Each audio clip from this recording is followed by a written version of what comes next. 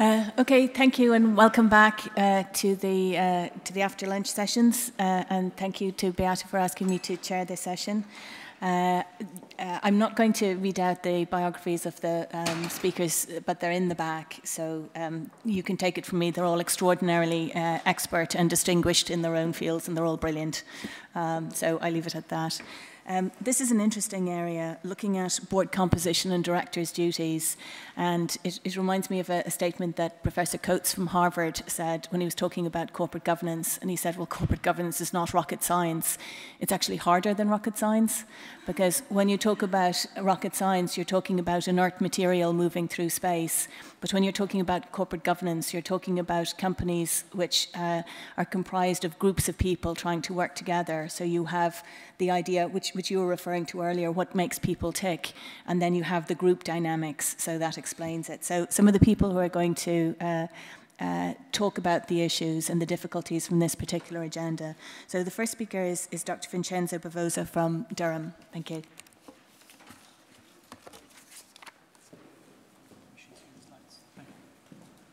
Okay, my proposal, as you can read from... as you can read from the title, so my idea, how can we achieve sustainable companies? By creating what I call enlightened boards, which is combining private and public interest. So how do we do that? Or why, first of all?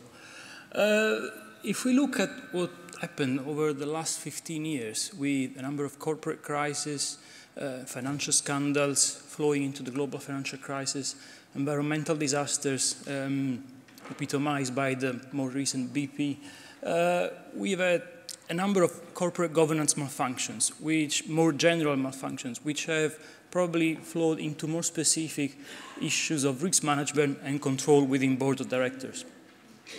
The reason probably is that strategies were largely geared towards the maximization of shareholder value, as we've seen earlier, but the externalities created by these firms were not actually borne by shareholders, but rather by other societal constituencies. The need, therefore, is to recalibrate key decision-making in order to align them towards other goals, namely more socially inclusive goals and long-term sustainability.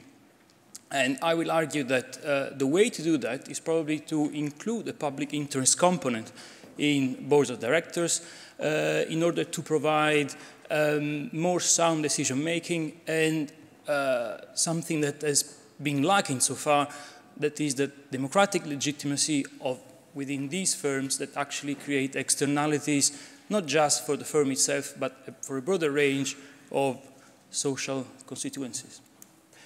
So if we look at what has gone wrong over the last 10, 15 years, we've said before, there are intrinsic legal challenges in large public firms, especially UK and US type of public firms characterized by dispersed shareholdings. We know that there is the problem of controlling managerial behavior that results in two more specific issues, that of controlling managerial behavior. We've got both problems of internal control, non-executive directors, for instance, and external controls like gatekeepers or other market mechanisms. And secondly, there's the dilemma of the corporate objective, in whose interest corporations should be run. These issues, I contend, are made even more problematic because what emerged from the last crisis is that there is a lack of competence on most boards of directors, and the effective independence of directors, especially non-executive directors, is dubious. So how can we tackle these legal issues? If we look at just a snapshot of Northern Rock and BP, but it could be any other really firm that failed in the context of the global financial crisis, that gives you an idea of how those issues emerged. Northern Rock epitomizes the failure of the board of directors in understanding and appraising issues of risk-taking, especially after the bank in the post-demutualization years until 2007. As it emerged from the Treasury Committee report, the non-executive directors failed to appreciate the long-term effects of structured transactions on the bank's capital structure. They failed to appreciate the resulting liabilities and the interconnectedness that eventually resulted from those transactions.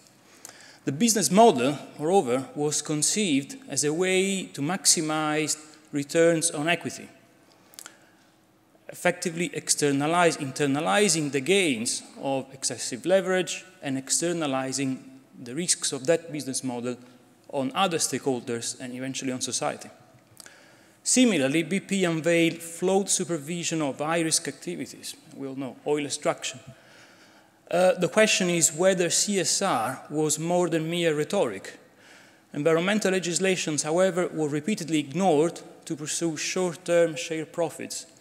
CSR was only subservient to shareholder value, and the other interests of the environment, for instance, were not accurately pursued within the board of directors.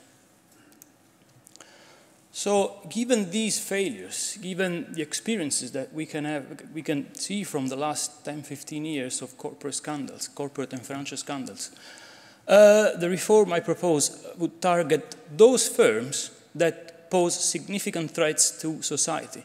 So it wouldn't be a one-size-fits-all type of proposal, but only those firms that pose significant threats to society because of the type of activity that they conduct.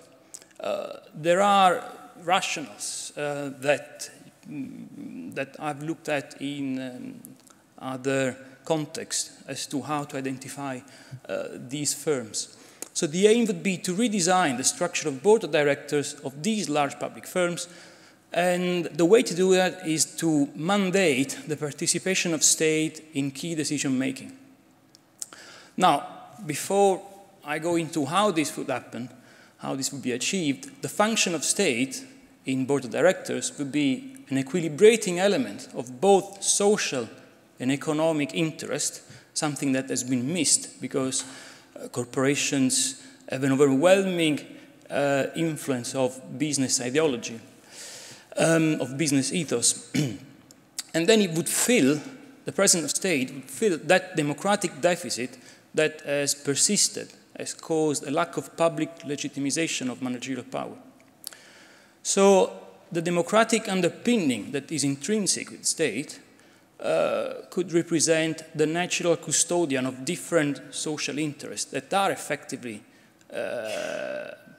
affected by the activities of these corporations.